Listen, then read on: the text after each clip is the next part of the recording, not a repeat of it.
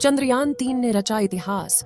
चांद की दुनिया के ऐसे ऐसे रहस्य के खुलासे कर रहा है जिसे दुनिया भर की स्पेस एजेंसियां आज तक नहीं कर पाई।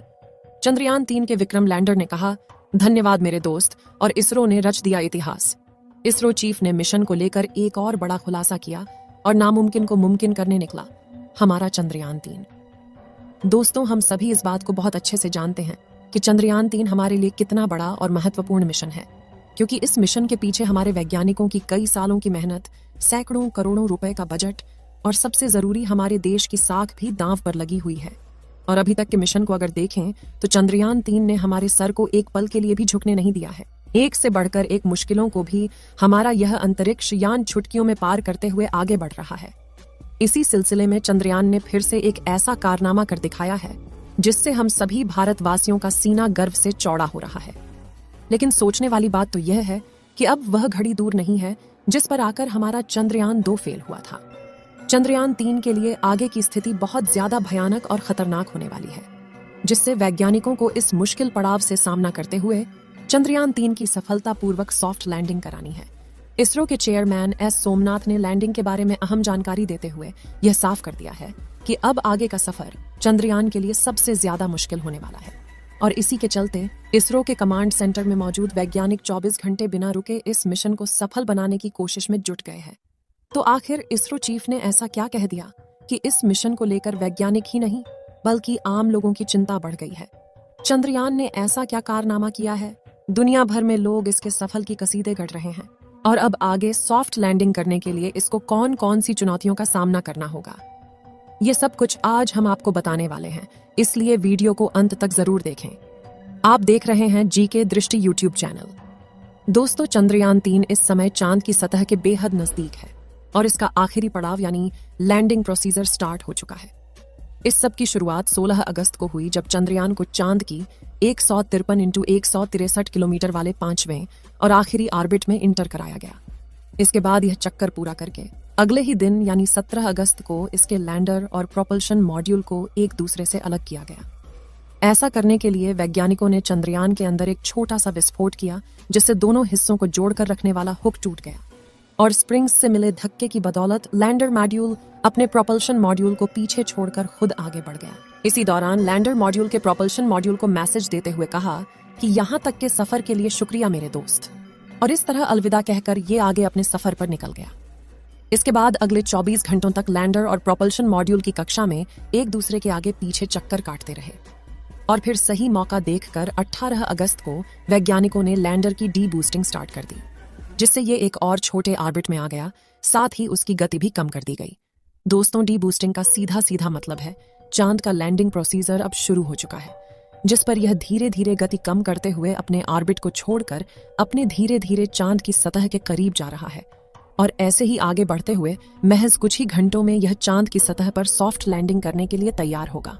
अभी की अगर हम बात करें तो इस समय विक्रम लैंडर चांद की 130 किलोमीटर की कक्षा में आगे बढ़ चुका है, और समय का फ्री फॉल फेज चल रहा है, यानी यह चांद की क्रियाविधि की हेल्प से उसकी तरफ नीचे आ रहा है। इसरो के वैज्ञानिक पूरी तरह सचेत है और वो इस पर पल पल नजर रख रहे हैं और खबर भी ले रहे हैं।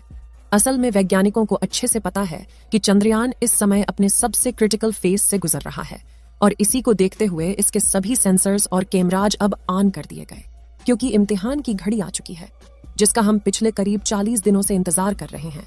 इस समय चंद्रयान अपने इस पूरे मिशन के सबसे मुश्किल पड़ाव से गुजर रहा है, क्योंकि वर्टिकल लैंडिंग करना, और वह भी चांद के दक्षिणी ध्रुवों में, यह बहुत ज्यादा मुश्किल काम है। अब जिन लोगों को नहीं पता उन्हें हम बता दें कि विक्रम लैंडर चांद की सतह पर वर्टिकली यानी सीधा खड़ा होकर लैंड करने वाला है, जो हॉरिजेंटल लैंडिंग की तुलना में काफी ज्यादा मुश्किल होता है।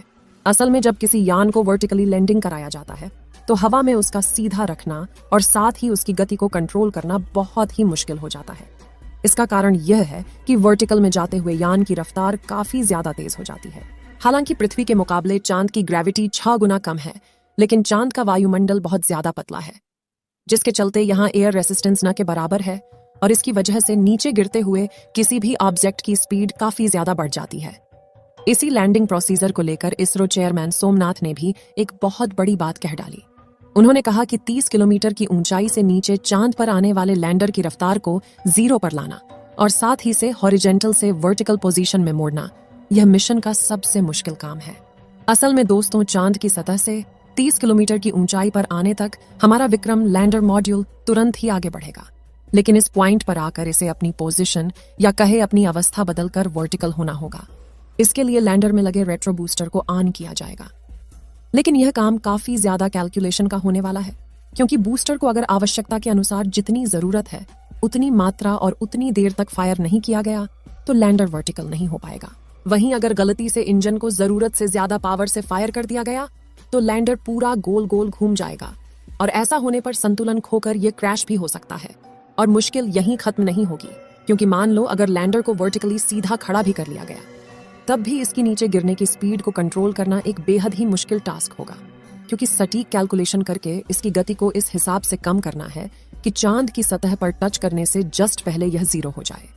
इन सब के दौरान लैंडिंग साइट को ढूंढना, लैंडिंग के लिए तय की गई जगह ठीक है या नहीं, इसका पता लगाना, और अगर जगह ठीक नहीं है तो कोई दूसरी जगह तलाश करना, ये सब चीजें भी होती रहेंगी। इसलिए खुद इसरो चीफ ने इसको मिशन का सबसे मुश्किल काम बताया है, और यही वजह है कि वैज्ञानिक दिन रात मेहनत करके एक एक पल के हर एक मूवमेंट पर नजर रखे हुए हैं, ताकि कोई छोटी सी गड़बड़ी होने पर भी तुरंत एक्शन लिया जा सके। वैसे हमारे वैज्ञानिक पर हम पूरा भरोसा करते हैं कि जैसे उन्होंने मिशन के पिछले सभी बाधाओं को पार किया, वैसे ही इस चैलेंज को भी पार कर लेंगे। क्योंकि एक तो हमारे वैज्ञानिक बहुत ज्यादा काबिल है, जिसमें कोई शक की बात नहीं है, और दूसरा इनके पास चंद्रयान 2 के फेलियर का एक्सपीरियंस भी है। आपको बता दें, आज से 4 साल पहले चंद्रयान 2 का विक्रम लैंडर अपने लैंडिंग प्रोसीजर के दौरान क्रैश हुआ था। इसलिए इस मिशन में क्या गलतियां पहले हुई और क्या गलतियां आगे हो सकती हैं, इन सब के बारे में वैज्ञानिकों को बहुत अच्छे से पता है, और अपने पिछली सभी गलतियों को सुधार करके ही चंद्रयान 3 मिशन को लॉन्च किया गया है। अगर हम चंद्रयान 2 और चंद्रयान 3 के विक्रम लैंडर की आपस में तुलना करें तो इसमें कई बड़े और अहम बदलाव देखने को मिलते हैं। सबसे पहले तो चंद्रयान 3 के लैंडर में 4 इंजन लगाए गए, जबकि चंद्रयान 2 के लैंडर में ये 5 थे। इस बार लैंडर की बेहतर बैलेंसिंग के लिए एक इंजन को कम किया गया है। इसके अलावा चंद्रयान की लेग्स जिन पर लैंड करेगा, उनको भी पहले से काफी ज्यादा मजबूत मिलिट्री ग्रेड मटेरियल से बनाया गया है। यह इतना मजबूत है कि अगर लैंडर किसी वजह से थोड़ी बहुत हार्ड लैंडिंग भी करता है तो लेग्स को कुछ भी नुकसान नहीं होगा। इसके अलावा इस बार लैंडर में लेजर डॉपलर वेलोसिटी मीटर और लैंडर हॉरिजॉन वेलोसिटी कैमरा जैसे एडवांस उपकरणों को लगाया गया है। लेकिन इस फिजिकल डिफरेंट के अलावा जो सबसे बड़ा बदलाव इस बार हमारे लैंडर में किया गया है वो है AI बेस्ड कंप्यूटर सिस्टम। दरअसल इस बार लैंडर के कंप्यूटर को एक बेहद ही एडवांस AI के साथ एक वृद्ध करके काफी ज्यादा स्ट्रांग बनाया गया है। यह सिस्टम इतना कैपेबल है कि बिना किसी कमांड के खुद अपने दम पर लैंडिंग को अंजाम दे सकता है। इसके सोचने और फैसला लेने के सिस्टम को बिल्कुल वैसे डिजाइन किया गया है जैसे हम इंसान अपने दिमाग की मदद से सोच समझकर कोई फैसला लेते हैं। तो दोस्तों, इस बार हमारा चंद्रयान 3 का लैंडर 23 अगस्त के दिन शाम 6:04 पर लैंडिंग करने वाला है। इस काम को सफल बनाने वाले इसरो के वैज्ञानिकों को कमेंट में बधाई देना बिल्कुल ना भूलें। चलिए दोस्तों, इस वीडियो को यहीं पर खत्म करते हैं। इस वीडियो को एक लाइक जरूर करें और अपने मित्रों तक इस वीडियो को शेयर करें ताकि उन्हें भी जानकारी मिल सके, और अपने भरोसेमंद चैनल को सब्सक्राइब जरूर करें और बेल आइकन को ऑल पर सिलेक्ट करना बिल्कुल ना भूलें। मिलते हैं किसी और नॉलेजेबल वीडियो के साथ। वीडियो को अंत तक देखने के लिए धन्यवाद।